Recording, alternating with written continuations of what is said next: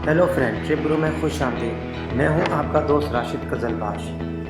दोस्तों, आज की इस वीडियो में हम एक बार फिर फ़लस्तीन के मौजू पर बात करेंगे कि आखिर क्यों मुसलमान आज इतने बेबस हैं, जिन्हें मासूम बच्चों के आंसू, बिलखती सिसकती माँओं के गम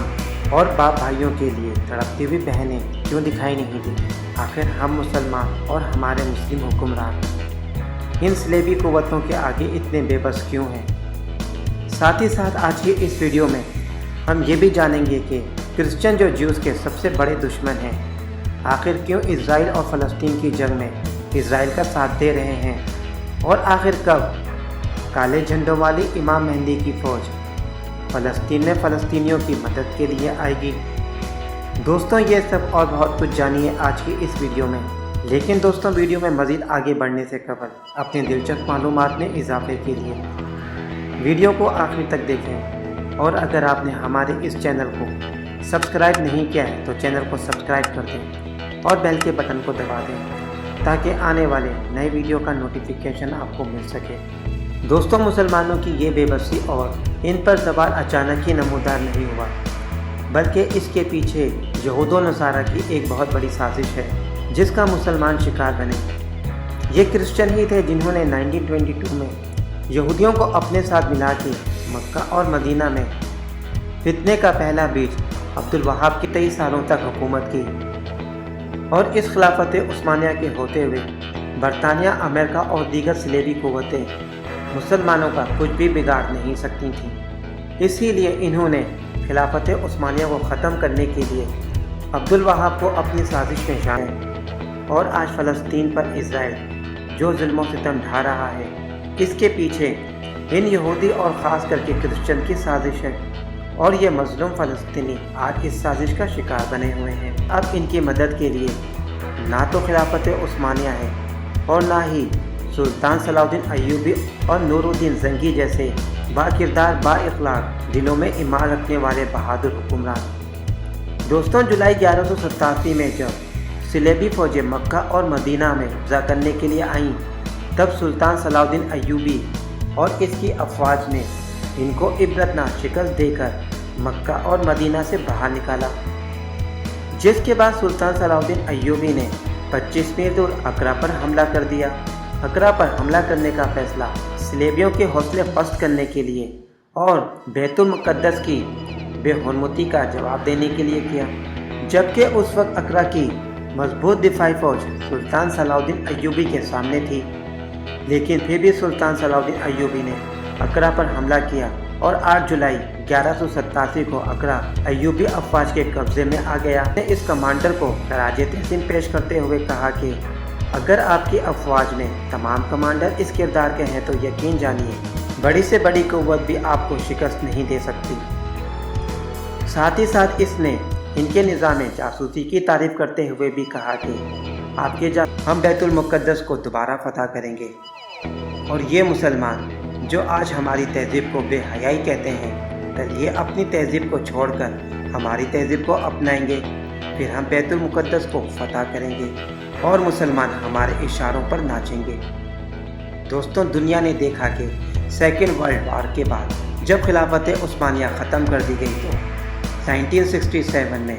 बैतुल मुक़द्दस एक बार फिर मुसलमानों के हाथों से निकल गया, और जिसको हासिल करने के लिए आज फ़लस्तीन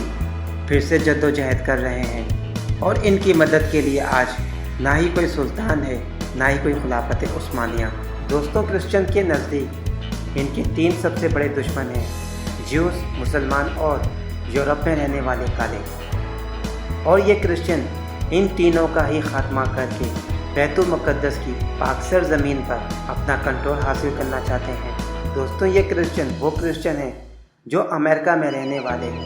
ज़ायरिस क्रिश्चियन कहलाते हैं, और ये ज़ायरिस क्रिश्चियन आज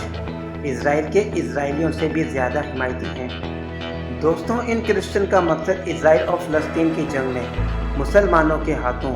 यहूदियों को सफ़ाए हस्ती से मिटाना है। जहाँ इस जंग में यहूदी मुसलमानों के हाथों सफ़ाई हस्ती से मिटेंगे, वहीं मुसलमानों की एक बहुत बड़ी तादाद भी ख़त्म हो जाएगी, जिसके बाद इन क्रिश्चियंस के नज़दीक मुसलमानों को ख़त्म करना आसान हो जाएगा।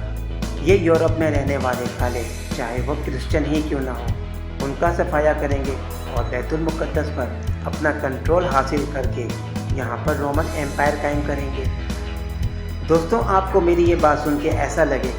شاید میں یہودیوں کی فیور کر رہا ہوں، لیکن ایسا ہرگز نہیں ہے۔ ڈاکٹر اسرار احمد جن کو دنیا جانتی ہے، ان کی تنظیم اسلامی نے امریکہ میں ایک کنونشن رکھا جس میں ایک سیشن انٹرفیتھ رکھا گیا اور اس سیشن میں ایک عیسائی اور ایک یہودی عالم کو انوائٹ کیا گیا۔ جب یہودی عالم سے اسرائیل کے حوالے سے پوچھا گیا تو جو ایک بہت بڑا پروفیسر تھا جس کا نام ڈاکٹر بشرات روٹ تھا، اس نے کرسچن کی طرف اشارہ کرتے ہوئے کہا کہ یہ سوال ان سے کریں کیونکہ یہ ہم سے بڑھ کر اسرائیل کی حمایتی ہے۔ دوستوں بیت المقدس کی یہ پاکزر زمین کرسچن کے لیے بھی بہت زیادہ مقدس ہے کیونکہ یہاں پہ ان کے بڑے بڑے چرچ موجود ہیں اور ان کا چرچ آف دا ہولی سیپلر بھی یہیں پر ہی موجود ہے۔ ساتھ ہی ساتھ یہاں پر حضرت عیسیٰ علیہ السلام جن کو یہ جیزس کرائسٹ کہتے ہیں کی جائے پیدائش ہے اور جیزس کرائسٹ کو اسی مقام پر کروسٹوفائڈ کیا گیا،